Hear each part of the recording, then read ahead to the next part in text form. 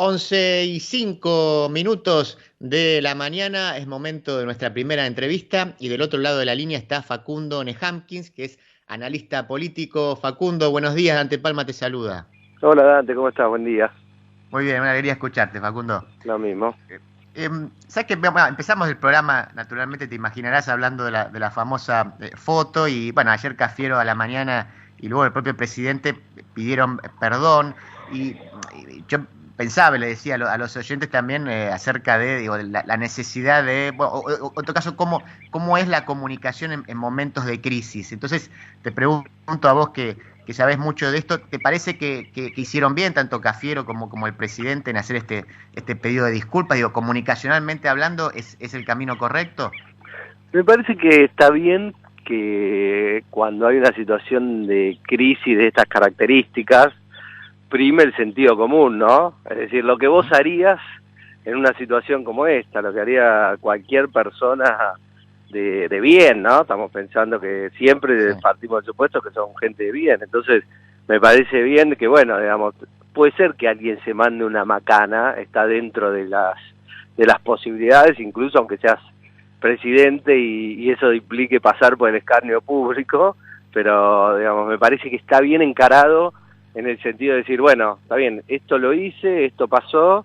Creo que en todas las familias argentinas hemos visto situaciones, bueno, de alguna transgresión, por lo tanto es difícil a veces el presidente que exceptúe de eso, de esa posibilidad, y me parece que está bien cortarlo de entrada, reconocer que hubo un error, y también de reconocer de que eso no se va a volver a hacer. Mira, a mí me parece que el presidente no es visualizado, por lo menos en los estudios de opinión que nosotros hacemos, como un presidente deshonesto, ¿sí? Uh-huh. Puede tener otros defectos, pero no es visualizado como un presidente deshonesto. Por lo tanto, digamos, me parece que también por eso esta foto también es visualizada como con más, de una manera más estricta, más dura, que con otros que en otros casos, ¿no?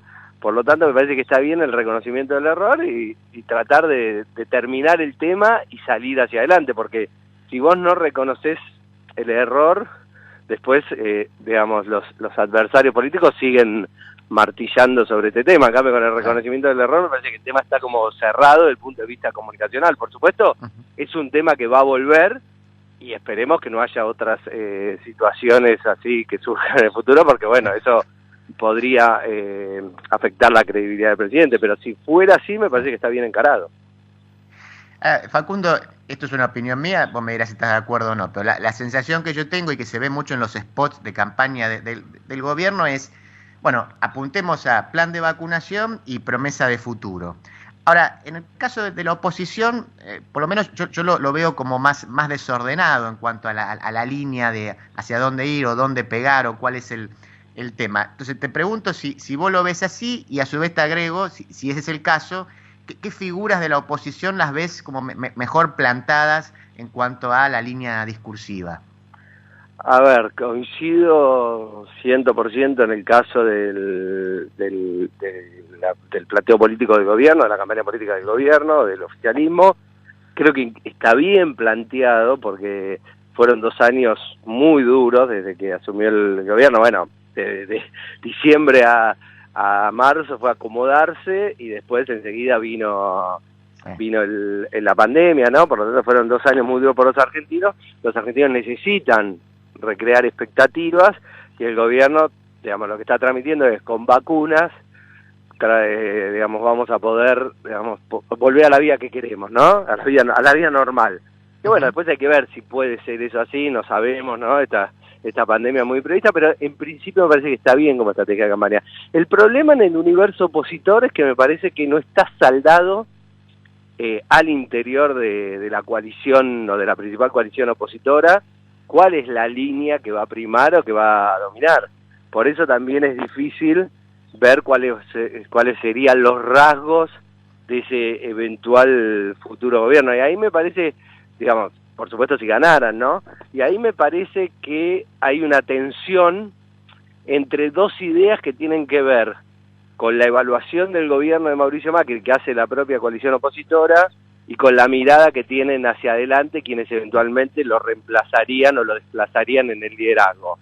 ¿Y a qué me refiero con esto? Hay dos tipos de mirada, por lo menos lo que yo veo, ¿no? Dos estereotipos. Uno, aquellos que dicen, bueno, estuvimos demasiado blandos, ¿no? Al final, ¿qué hicimos? Administramos la herencia que nos dejó el kirchnerismo, hicimos un poquito de populismo, nos insertamos en el mundo, pero eso no alcanzó. Por eso se descontroló el plan económico, porque la Argentina, ¿qué necesita? Necesita un ajuste más fuerte, necesita un achicamiento del Estado más fuerte, terminar, a ver, como una especie de desarticulación de la Argentina populista que Mauricio Macri no se animó a hacer porque consideró que no tenía la fuerza política o que no era el momento. Creo que esa mirada es la que domina en el propio Mauricio Macri y en lo que podríamos identificar como los halcones de la coalición, ¿no?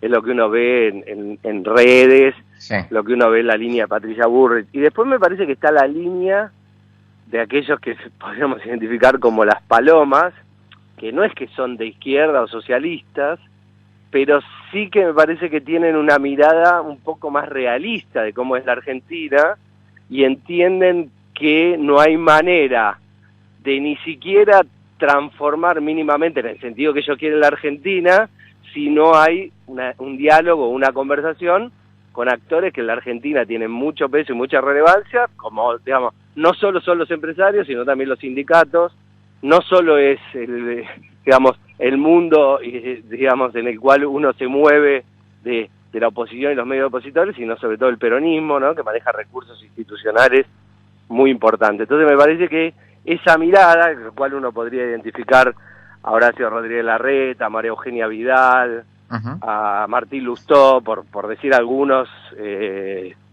podríamos también ver si Facundo Manes podría estar ahí, no sé, eventualmente.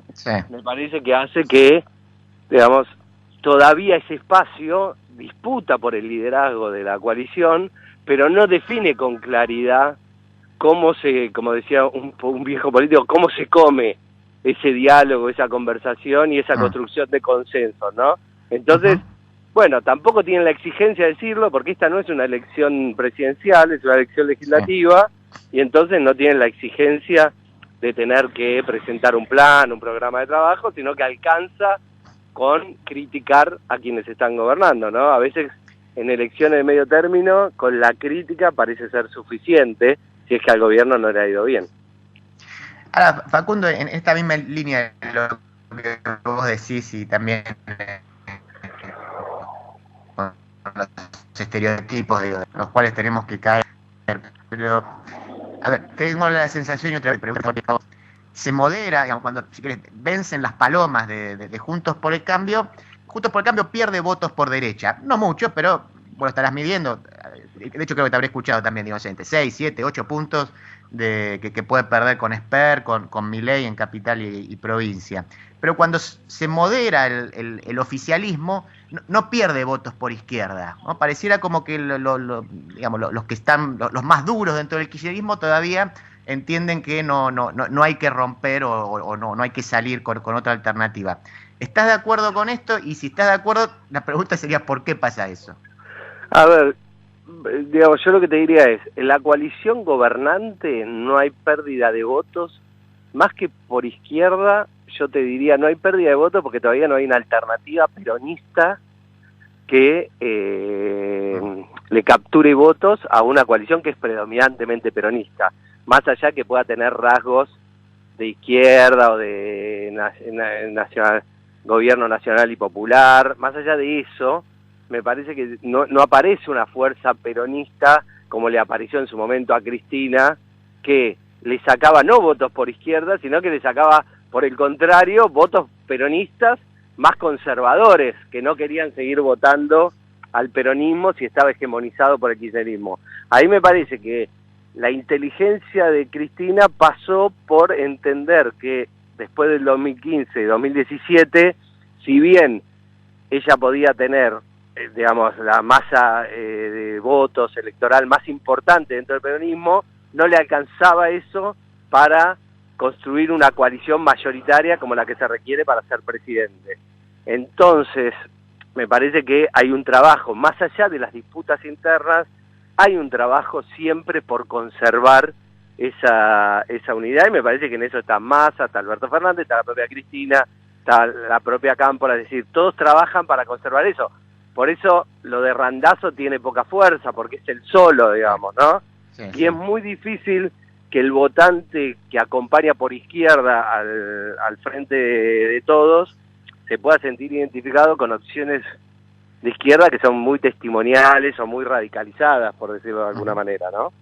Sí. Del lado de la coalición opositora, primero que hoy, aunque a quienes nos identificamos con el progresismo a veces por ahí nos cuesta reconocerlo, los movimientos políticos más interesantes, no interesantes porque sean lindos o feos, sino Sí, sí, interesantes de lo que está pasando hoy en el mundo en la política, vienen con color más del tipo conservador, de derecha, radicalizados, ¿no?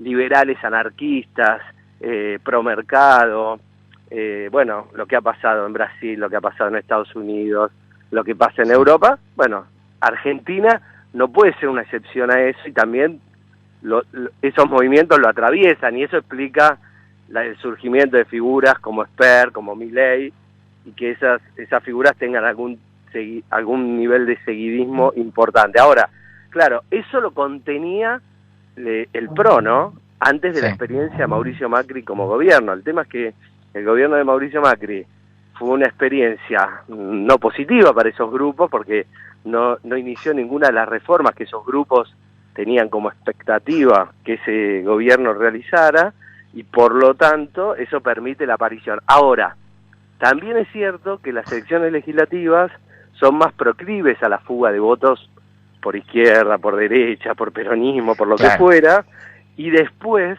lo cierto es que las elecciones presidenciales suele volver a concentrarse el voto. ¿Por qué? Porque generalmente, por lo menos hasta ahora, y esto puede cambiar también, Dante, los votantes, los votantes liberales, que pueden ser seducidos por un Javier Milei, por ejemplo, son también votantes antikirchneristas. Entonces es probable que en una elección presidencial, de una candidatura de Javier Milei, puede ser que lo voten en una PASO, pero si después existe el riesgo de que el peronismo vuelva a reelegir en la figura de Alberto Fernández, de Cristina Kirchner, de Axel Kicillof, de Massa, de cualquiera, es probable que ese votante haga lo que nosotros denominamos un voto estratégico y vuelva a votar a la coalición, la principal coalición opositora. Entonces, también hay que tener cuidado y no dejarse llevar por el volumen de votos que obtengan en esta elección, porque después es muy probable que frente a la elección presidencial las perspectivas de esas fuerzas sectorales cambien. Claro. Ahora, Facundo, te hago las últimas dos. Quizás tu respuesta sea justamente Esper y Milei también, pero digo, ¿estás viendo en los principales distritos algún resultado que te sorprenda respecto, no sé, de lo que pensabas hace 2 o 3 meses? No, la verdad, yo veo que hay un análisis de muchos colegas, incluso colegas no solo analistas políticos, sino periodistas de opinión, que plantean como que la Argentina está sentada sobre un tembladeral, un disgusto social muy creciente, que la gente está muy enojada con la política y que eso puede generar sorpresas en la elección. La verdad, tengo que obrar con sinceridad, nosotros no las vemos en las encuestas, y yo hablo con mis colegas, y en las encuestas eso no aparece.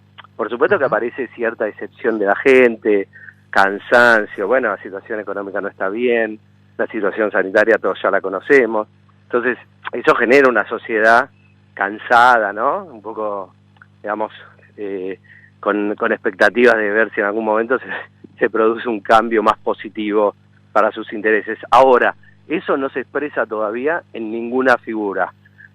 No obstante, también es cierto, Dante, y esto te lo tengo que decir, la gente cuando da sorpresas no te las avisa, ¿no? Por anticipar, porque si no, no sería sorpresa. Entonces, si hay un movimiento de votos hacia algún candidato novedoso, supongamos que, vamos a hacer una hipótesis, que la ciudad de Buenos Aires, Milei, en lugar de sacar 5, 8 puntos, 9 puntos, como lo que el rango en el cual uno lo tenemos, saca 15, 20 puntos. Claro. Bueno, eso, digamos, no lo podemos, es muy difícil de saber si en algún sector social o en alguna franja etaria hay un movimiento hacia ese tipo de opciones, porque está decepcionado con la situación política actual, ¿no? La verdad que es imposible saberlo. Por nosotros, por ahora, no estamos viendo sorpresas, y uno lo que tiende a ver es que la Argentina se ha estabilizado con dos grandes coaliciones. Una es el peronismo, hegemonizada por el kirchnerismo, por la vertiente kirchnerista dentro del peronismo, y otra es la coalición de Juntos por el Cambio, de Juntos, o como lo querramos llamar, que es una coalición en movimiento, porque lógicamente como está en la oposición, es una coalición que está en discusión quiénes van a ser los líderes y los referentes de cara a la elección presidencial. Entonces tiene más lógica que esa coalición presente más tensiones que la coalición oficialista. Facundo, ahora sí, la última, y en línea lo que me acabas de comentar. ¿Cómo ves a Macri? Digo, pareciera por el armado de las listas que Macri no tuvo una gran incidencia y que sí Rodríguez Larreta jugó fuerte. Entonces, ¿cómo ves a Macri de cara al 2023? ¿Lo ves con alguna posibilidad de ser el candidato que pueda reunir a la oposición? Mirá, me sorprendió lo fácil que fue para Horacio Rodríguez Larreta desplazar del liderazgo a Mauricio Macri e imponer las figuras que él consideraba para liderar la coalición, e incluso la impronta de la propia coalición, ¿no? Porque, digo, no solo puso los candidatos que quería, sino con el perfil que él quería, y eso, digamos, no se puede negar, es algo obvio. Ahora, digamos, no sé si eso significa una derrota definitiva o un desplazamiento definitivo de Mauricio Macri. Lo que pasa es que también es cierto que no es comparable con el caso de Cristina Kirchner, el liderazgo de Macri, porque el kirchnerismo tuvo 12 años de gobierno, construyó, digamos, una relación y un vínculo muy fuerte con importantes sectores, franjas de la población, etarias y socioeconómicas, y eso le permitió constituir un voto duro muy fuerte, que tiene una lealtad con la actual vicepresidenta, que me parece que se sostiene, por lo menos por un tiempo, pase lo que pase. No sé si es el caso de Mauricio Macri. Mauricio Macri es un presidente que tuvo un solo periodo de gobierno, no pudo reelegir, es muy difícil que pueda mostrar acciones positivas o que hayan redundado en el bienestar de una parte, franjas importantes de la población. No escucho gente que se emocione o ame a Macri. También es cierto que los sectores que lo siguen son diferentes, ¿no? En términos socioculturales a los sectores que siguen al peronismo. Entonces eso también es una variable importante, y es probable que esos sectores estén a la búsqueda de un liderazgo que sea más eficiente para desplazar al peronismo y que garantice, digamos, un programa de gobierno propio y más sostenible en el tiempo. Por eso, la verdad, me parece que Macri es un líder en retirada, ¿no? Que va a seguir cumpliendo un rol probablemente dentro del PRO, dentro de Cambiemos, pero lo veo cada vez con menor peso, porque tampoco es eficiente para ese espacio político presentarlo, porque no tiene nada para reivindicar. Claro. Facundo, te mando un abrazo grande, gracias por estos minutos. Chao, Dante, un abrazo grande. Era Facundo Nehamkins, analista político, un lujo que nos dimos hoy, siendo las 11:00.